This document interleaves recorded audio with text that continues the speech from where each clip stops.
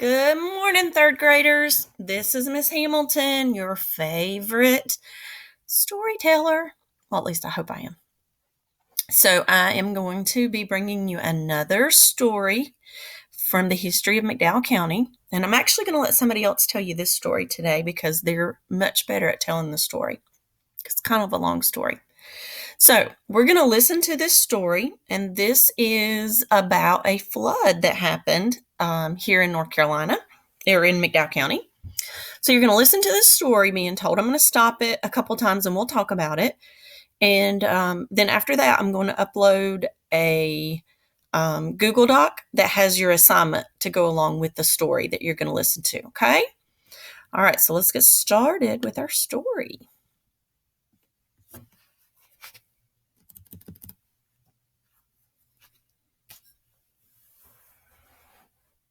Well, it may be a surprise, especially to folks not from here, to know that we worry about hurricanes in these mountains. And in particular, Ivan and Francis, 5 years ago, came through, and together they cut the parkway to the north and the parkway to the south. And those are the principal ways people get to the orchard. So it put us on an island. You could get to us, but you had to detour to come to us, and then you had to detour to leave. And a lot of people chose not to do that. And we had 2 pretty hard years at the orchard.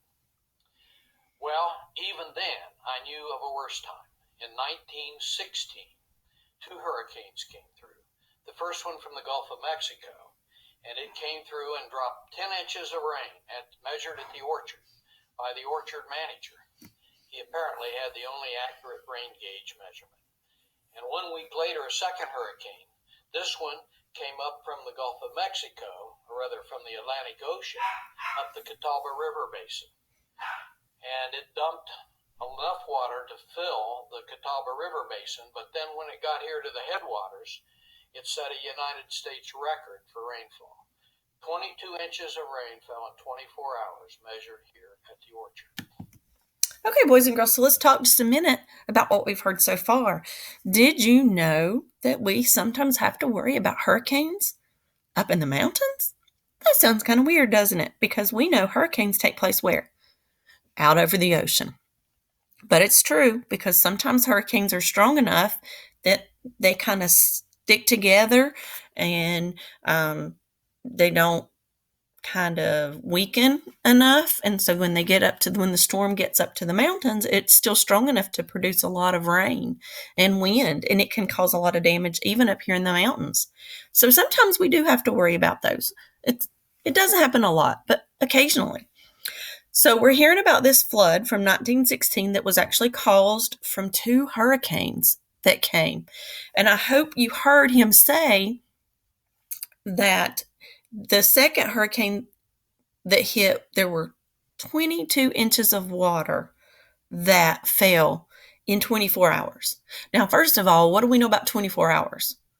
That's right. 24 hours is one whole day. So 24 hours can mean from 9 o'clock this morning to 9 o'clock tomorrow morning. That would be 24 hours or one whole day.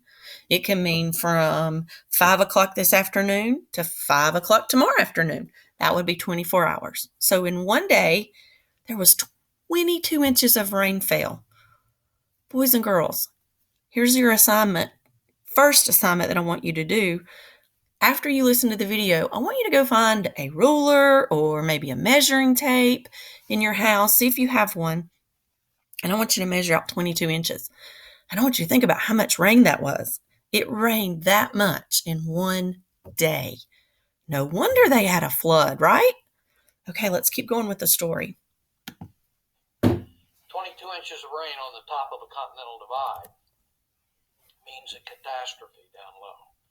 And in the valleys right below us, that water rose 50 feet above flood stage. Carried away a lot of people, mainly children. I started collecting stories about that time. And I started telling them to groups that came through. We had a group from Avery County up the way here called the Lunch Bunch. They had their priorities right. To be in the Lunch Bunch, you had to be 90 years old. Pretty small group. I started to tell the Lunch Bunch about the flood of 1916. Big mistake. One little old lady in the back, Dolly Vance, raised her hand and said, "Sonny," I like that, nobody called me that in a long time. Said, "Sonny, I'm going to tell you about the flood of 1916. She told this story. She was a little girl, 5 years old. They lived in the deepest valley down below us where the water got the highest. She said on the night of the big rain, her daddy was worried. Now, of course, they had no weatherman. They had no radio. Television hadn't been invented. It was just what was in this father's head, that something bad is happening and our family's in danger. He went up behind the house on a hill, and he built a lean-to on the top of the hill. And Dolly said he came back down into the flood, and he woke everybody in the house up. And this little girl of 5 remembered hanging on to Daddy with one hand and Mommy with one hand, being half carried and half dragged through water. It was deeper than she'd ever seen. And she said walking up the hill, the rain was coming so hard, it got in her eyes and her nose and her ears, her mouth. It was like being underwater. She said she got to the top of the hill and under the lean-to, out of the rain, but she was wet through and through, and she was cold and shivering. Daddy took pity on her, like daddies will do for their daughters and their sons, and he walked down the hill one more time into the flood. Boys and girls, what do you think he went back down the hill into the flood for? Now remember, it said that his daughter was cold and wet, and they were up on the hill in this little lean-to. And that's your first assignment, or second assignment on the Google Doc that I posted, is I want you to research a lean-to. But what do you think he went back down to get? Make a prediction. She's wet and cold. Wonder what he went to get. Let's see. Dolly said he came back with a shovel full of fire, and they were warm. A shovel full of fire? How in the world do you go get a shovel full of fire, boys and girls? What did that mean?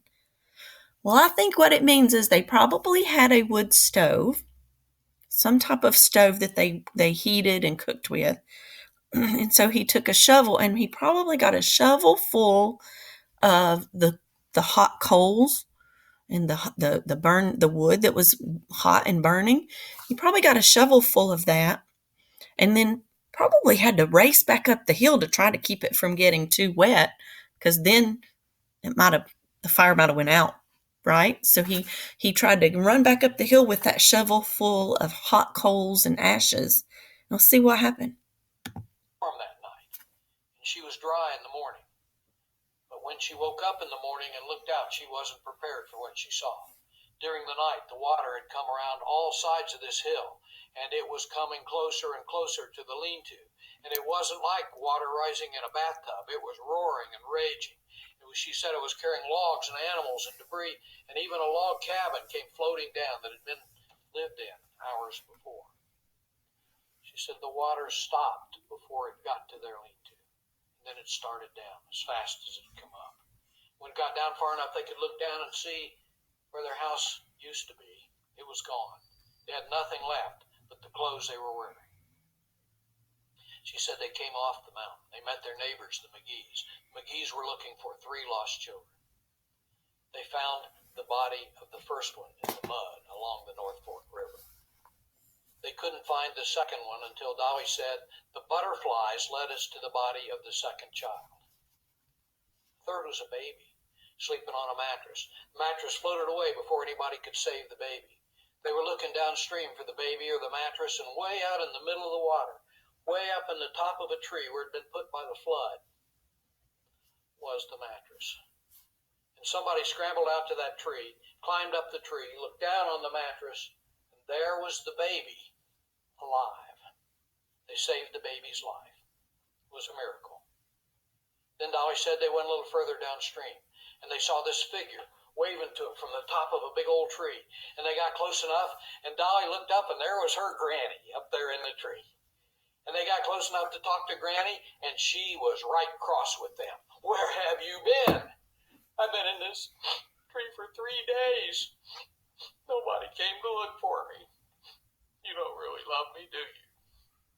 Dolly didn't tell me this part, but I'll bet the adults had a little discussion before they decided to get Granny out of that tree. All right, boys and girls, this is another one of the assignments that I have for you on the Google Doc. Listen to what he said about Granny. She was up in that tree, and he said when they found her, she was cross with them. Now, think about that word cross. When I think of the word cross, I think about the cross like we see in a church. And then also think about cross like I'm going to cross the street. But I don't think either one of those meanings is right for this story. So let's use our context clues. I want you to think about it, and I want you to think about the things he's saying about Granny. What do you think the word cross means in our story today? We're going to use those context clues and we're going to figure it out, boys and girls. You can do it. Okay, I'm going to go back just a little bit and I'm going to let you listen to that part again because I want you to really focus on what do you think that word cross means? Let's go back a little bit. Cross with them. Where have you been? I've been in this tree for 3 days. Nobody came to look for me. You don't really love me, do you? Dolly didn't tell me this part, but I'll bet the adults had a little discussion before they decided to get Granny out of that tree. But they did, and when they did, she didn't say thank you. She didn't say bring me something to eat or something to drink.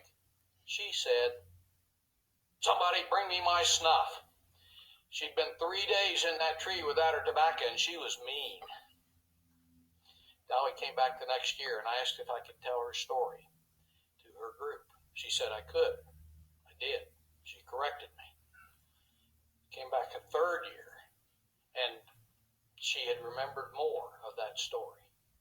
And we polished that story, and I put it in a little book I wrote called The Stories of Altipass. And Dolly's picture is in there, and Dolly's story is in there. And a joy of mine was to present that book to Dolly before she died. And you know, that story has come to mean a lot to me in several levels. First of all, reminds me of Dolly, spunky old lady. Second, it made me realize the problems we had with Ivan and Frances were nothing compared to what happened in 1916 and what could happen again, even this year. All right, boys and girls, wasn't that an interesting story? Didn't you love it? I did. I mean, it was a bad thing that happened, but oh, it was such an interesting story, and he was such a good storyteller. All right, so now I'm going to show you the Google Doc that I made with the assignment that you're going to do. So let me get to that. Here we go.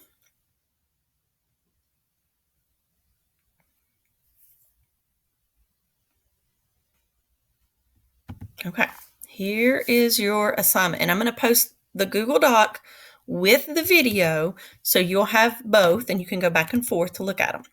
So the first question that you have from me from the video is how long ago did the flood take place? So you're going to have to do some math. Wonder what we're going to do. We're going to figure out how many years it's been. I wonder if you know what you're going to do. Addition, subtraction, multiplication, or division. Okay, question number 2.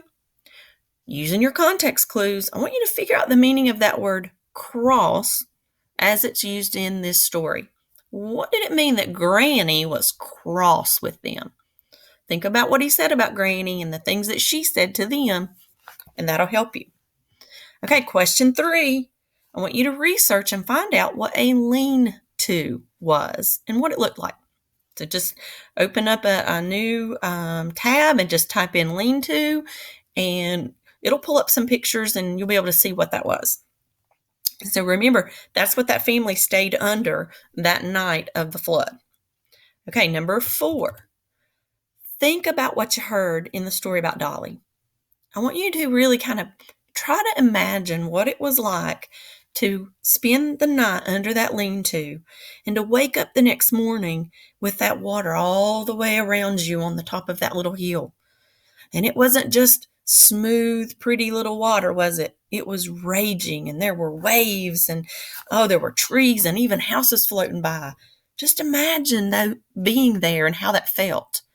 And then I also want you to imagine and think about those next few days when the waters went away and they saw everything that had happened because of the flood. Remember, their house was gone. They had nothing left. Remember, they found Granny in a tree. Well, I mean, what would you do if you found your Granny in a tree? They found the baby on the mattress in the tree. Think about that.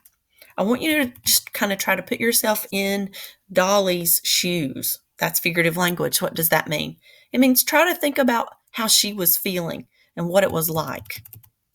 Number 5, the last thing you're going to do. This is the actual work part you're going to do.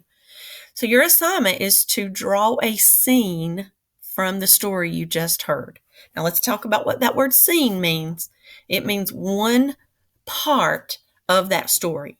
So maybe you're going to draw the scene where they're in the lean-to. Maybe you're going to draw the scene where they're pulling the baby in the mattress where they see it up in the tree. Or maybe you're going to draw the scene of Granny up in the tree. You're going to pick one scene from the story and I want you to draw it. I want you to do your best, almost fourth grader drawing. I want you to do color. Just do the very best art that you can do. And then I want you around the page somewhere, I want you to write some describing words. Write at least 5 words that might describe either how the people were feeling or maybe how their community or their land looked. Just some words that come into your head that kind of describe this scene and this setting and what happened. Okay? Then when you finish your drawing and it's colored and it's so nice, I want you to take a picture of it. And if you know how, or if your parent can help you, upload it to our Google Classroom. Or you can take a picture and email it to me. However you want to try to get it to me. Send me a picture of it. And if I can, I'll try to post those. But I want to see some really good artwork from you guys. And I want to see some really good words. I want you to think of some good describing words, right? Of how it looked and how the people felt during that. And so that's your assignment from me today for social studies. I will be back again tomorrow with a new story for you guys. And I hope that you've enjoyed and have a great day.